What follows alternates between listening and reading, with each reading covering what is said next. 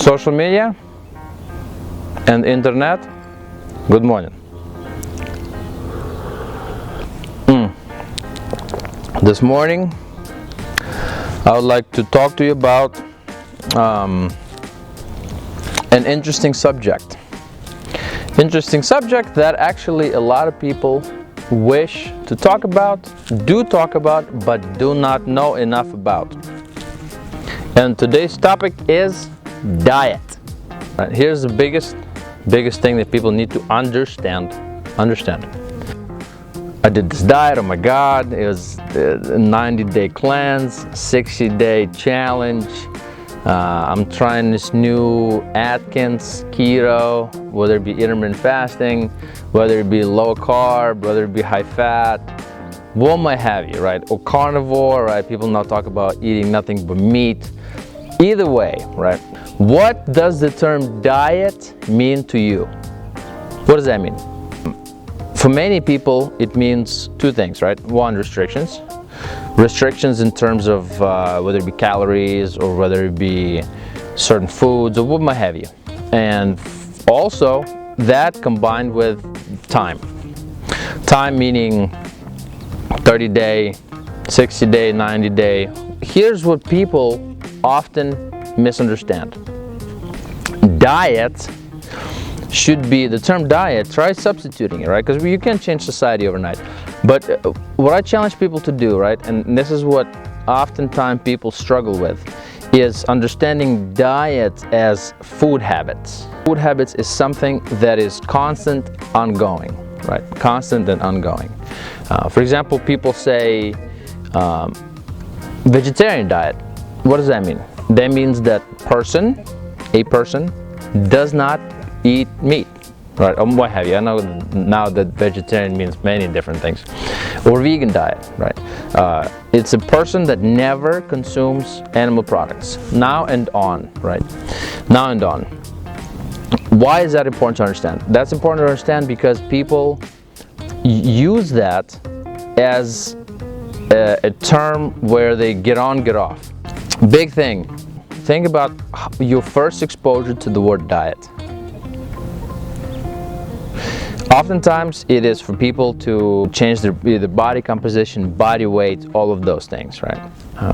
Today I would like to talk about one, changing a person changing their food habits for good, right? Because oftentimes people look for diets because, oh my God, it looks like I'm overweight. What is this hanging on my side? Or underweight, right? But let's focus a little bit on people who would like to rather lose weight first. Another cup of coffee this morning. Fun fact, this coffee was brought overnight from Colombia to my front door here. People always find themselves, I want to lose weight, I want to get on a diet, right? On a diet. And this is what I tell them. Look, diets are not whatever. Diets are often challenging and they're designed that way for a reason. Diets are purpose-driven. So what is your purpose? You want to lose weight? Cool. Here's what you need to do. And I always tell people this. If you take my advice today, in a year from now, you will have the body you desire. 1 year. Do people listen to me? No. What do? They go on the internet, they listen to friends, to their girlfriends, boyfriends, their cousins, their moms, dads, whoever. Well, parents typically don't wish people to get on these crazy diets. But a year passes by, people have tried 6 or 7 or 8 different diets. Each one of them failed. In a year from them, they find themselves in the exact same predicament. What? So understand something, people. Diet is an ongoing thing. What does that mean? I tell people this. If diet is something you desire to change for you, make it a permanent change. Let me ask you this. Can you make a permanent change overnight? No. Why? Because that's not how we're designed, right? People are designed to act and to develop in a way where we are habitual. We're very creatures of habit. Habits exist for us to save us energy time. And that way we don't have to wake up and have to think about brushing our teeth, have to think about eating breakfast, have to think about driving, have to think about all these repetitive things that we do on a daily basis. We don't have to think about, so that way our brain can focus on other things. That's why habits exist. That's why human body, human mind is designed to have habits.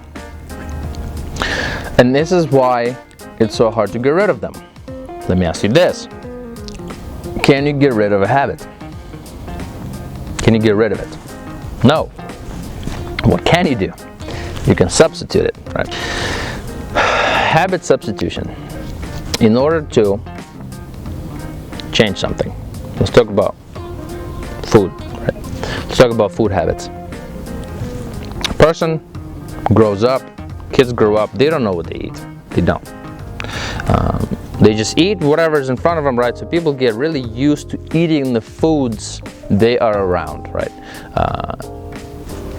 Understand that you didn't start eating sweets or fast food last year. It's been an ongoing for you, as life goes on, right? And that's why it's actually interesting, because typically people eat bad because they've been eating bad since they were kids, right? And oftentimes it's who we're around, is how people eat. For example, if you have like athletic parents, then they usually don't have fat kids, or whatever. Another factor that plays into that is, of course, genetics. Sometimes skinny parents can have a child that's overweight because different metabolisms and bodies and stuff. You've seen those people when they eat the same as their parents, but they are skinny or a little larger than their, more expansive, if you will. That multiple factors.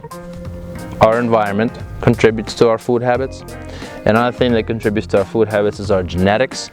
Another thing that contributes to our food habits is our level of exercise. Have you ever seen people, maybe you were high school athletes and then they get out and they start gaining weight like crazy? Why? Why does that happen? Because they eat the same. Do they exercise the same? No. Actually, fun fact, that's actually why I got into working out and fitness, because I used to be, and I just wanted to start working out. But that was actually my driver.